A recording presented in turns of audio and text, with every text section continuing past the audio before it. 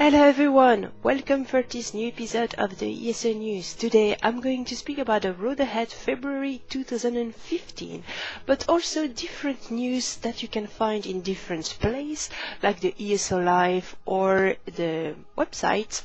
I will try to gather everything in this episode. I will also give news about the community and more explanation about what I intend to do with this series at the end of this episode if you're interested to watch.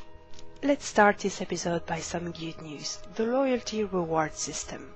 Some time ago, Zenimax decided to reward their faithful customers by giving them a little present. After 3 months of subscriptions, players could receive this pet, the Ice Wraith, and after 6 months of subscription, this Dwemer Sphere that can follow you everywhere.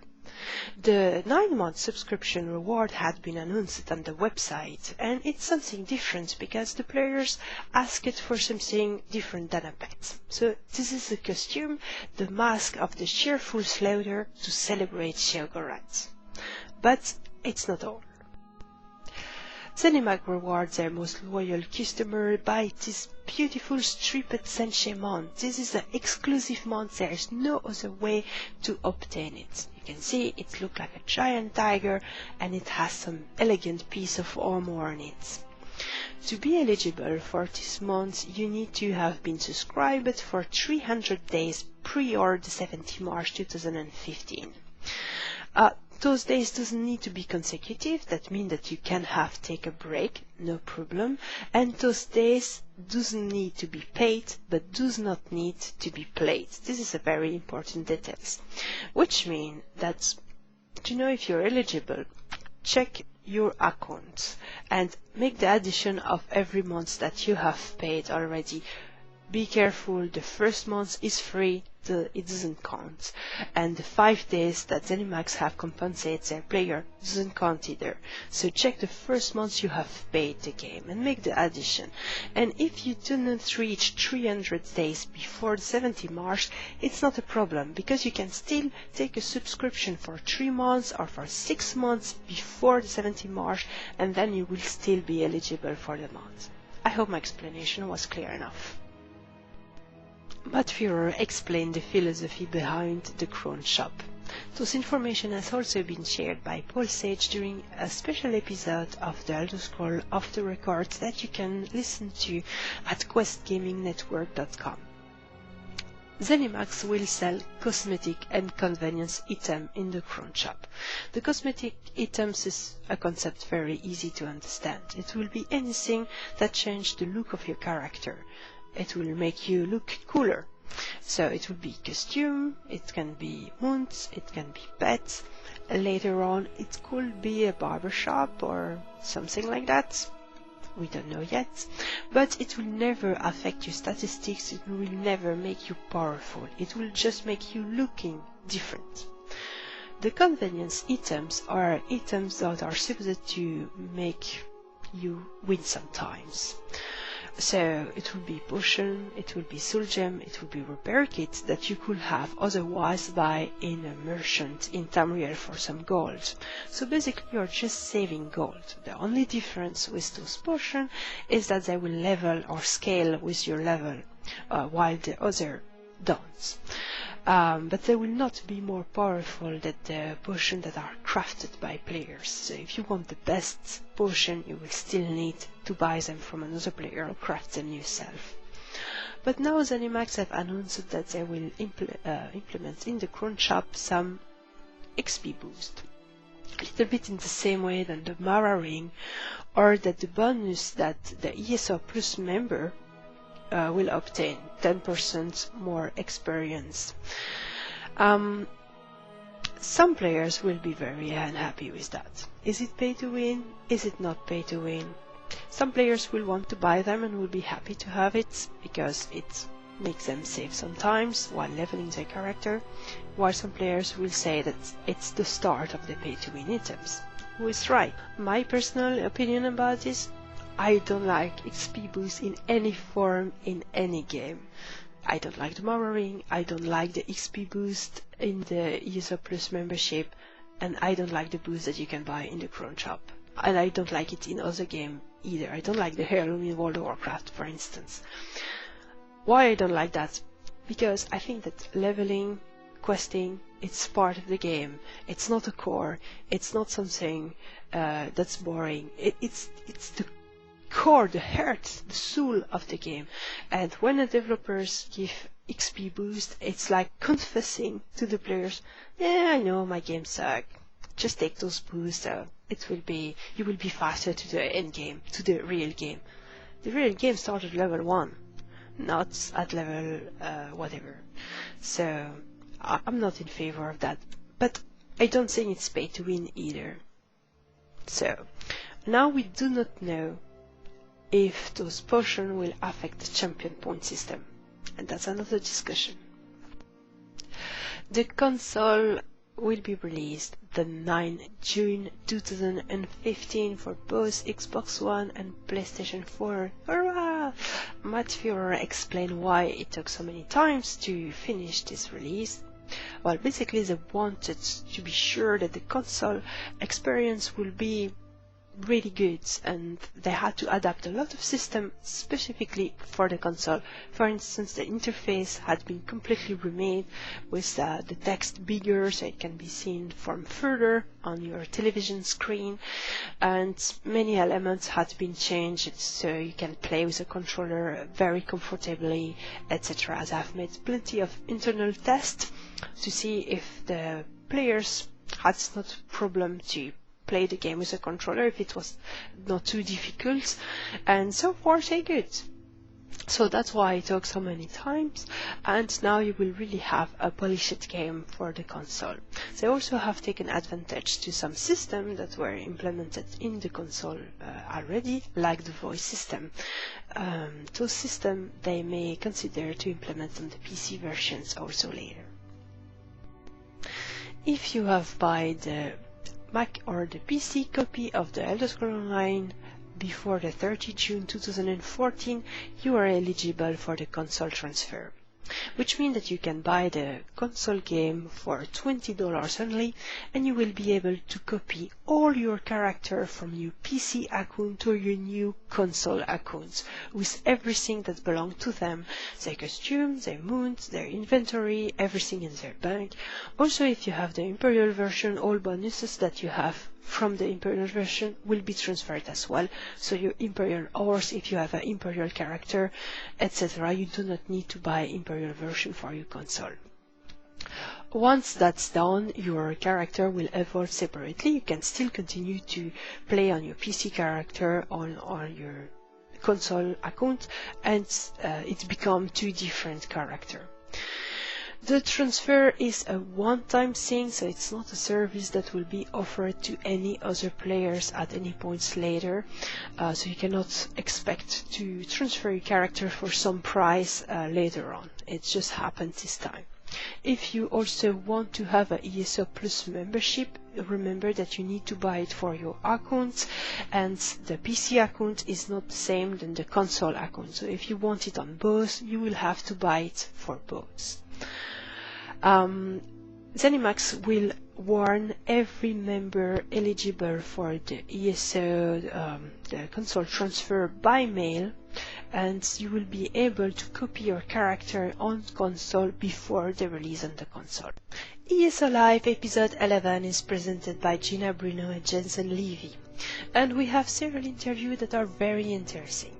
The first one being the community member Exile that worked together with Delphi from Delphi.com on ESO Fashion.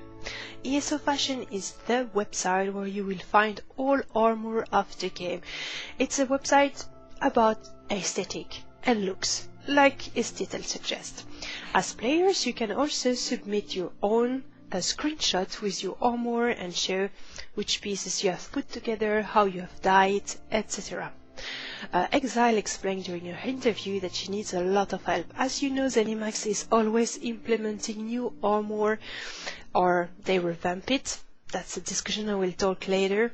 And Exile have difficulties to gather or to follow everything that's happening. It takes a lot of time. So if you have some screenshot of some armor, and especially the new one that are not BTS, please consider to help ESO Fashion to be the big database of the look of everything in the Elder Scrolls Online. We also have the interview of Doug Carroll, which is a system designer in Zenimax. It's actually his first job. He's very young, so it's pretty cool. A pretty cool start of a career. Doug Carroll is working especially on every items that can be clickable. He has also worked on the dice system, on the fact that you can take some armor that are dropped in the world and put them in your inventory and loot them.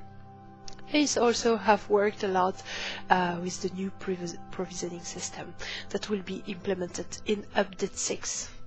He's saying that his favorite part of the job is to work with a team, that there's a lot of exchange of ideas, and that's how a small ideas can become a big and awesome one.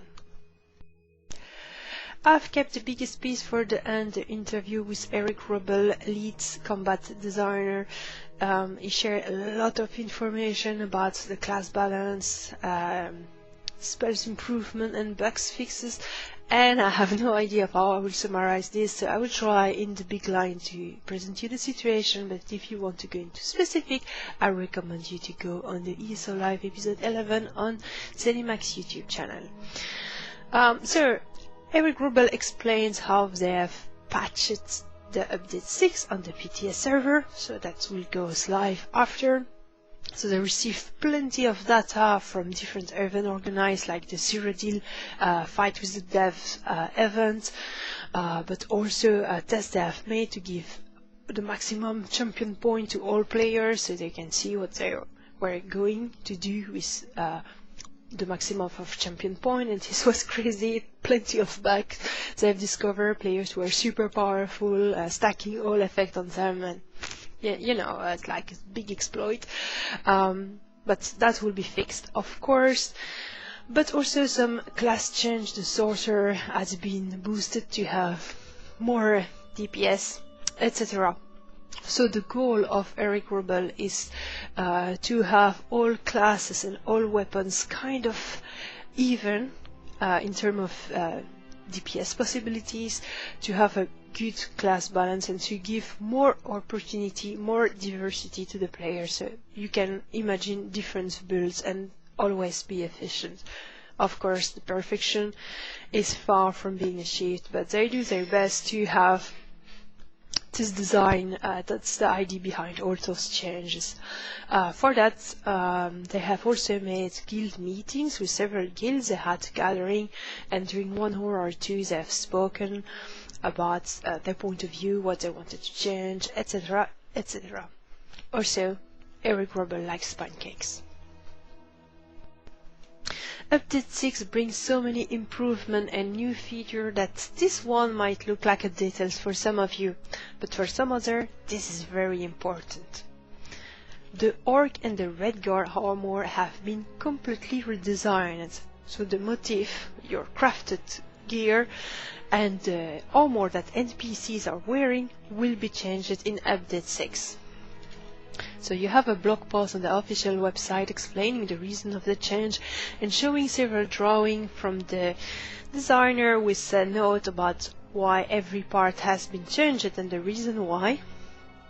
Basically, they just want to make the armor look more pretty, they improve the texture and want to make it look more realistic.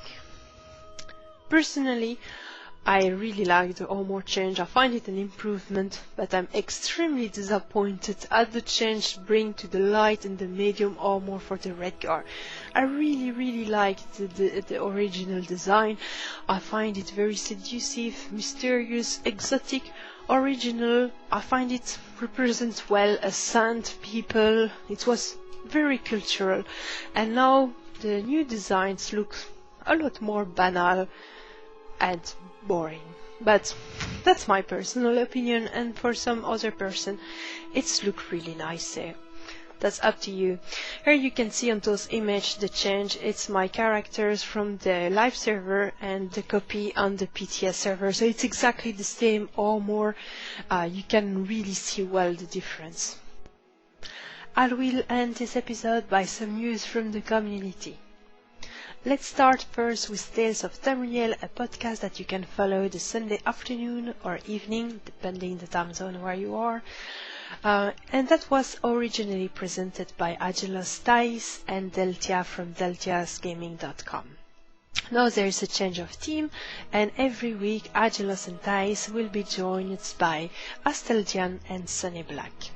They also have changed the name of their website, YouTube channel, Twitch TV channel and Twitter, and you can follow them at dungeoncrawlersnetwork.com. Yeah, I didn't make a mistake in the name. The show from Gamebreaker TV has been changed too, change of theme, change of name, so Tamriel Unchained has stopped, and instead you have ESO Nation, the Teso Nation, and it's presented by Andrew Desmond, Troy Blackburn, and Lee Enck, aka Lumi the Lock. Deltia and Sigtrick and myself are also doing a new show that you can follow on Deltia's YouTube channel. Together we are speaking during 15 minutes about the subject that you guys vote at the end of the episode. Voila, it's all for today. I hope you find this episode well made and informative and fun. Please, if you liked it, consider to share it around you to be sure that the information spreads. Thanks very much for your support and your nice comments, everyone. I will see you next time. Or later if you want more explanation. So a little bit of information considering the future that I'm considering for this show for the person that are interested to hear it. Otherwise, thank you very much who have watched so far and see you next time. So the ESO news is a area I really like to do and I want to continue to do. I made this because I want to gather all information that are spread a little bit everywhere and condensate it in one episode that are relatively short. I know you can find the information I'm sharing here somewhere else, but it's often in very long podcast, or sometimes it's a bit vague. It's placed in an interview or in the article somewhere. So I really try to concentrate everything here. The last episode I was just doing the ESO live summary in 20 minutes, and while I know it was useful and appreciated by some person, it's something also very tedious and that require a lot of work, and I'm not sure it's the most interesting way of sharing the information with you. So I think I prefer this model where I'm also speaking about the ESO Live, but in an even more shorter version, where I'm just saying what's important and mix up with different news from other things. I think the show is more complete that way. So tell me what you think. Tell me if you like it, if you don't like it, what you appreciate, what change you want to see. Because I'm making this for you guys, and if you don't like it, it's completely pointless. So I really appreciate if you let me your feedback. Thank you very much for watching me so far, and I will see you next time. Have a great day. Bye bye.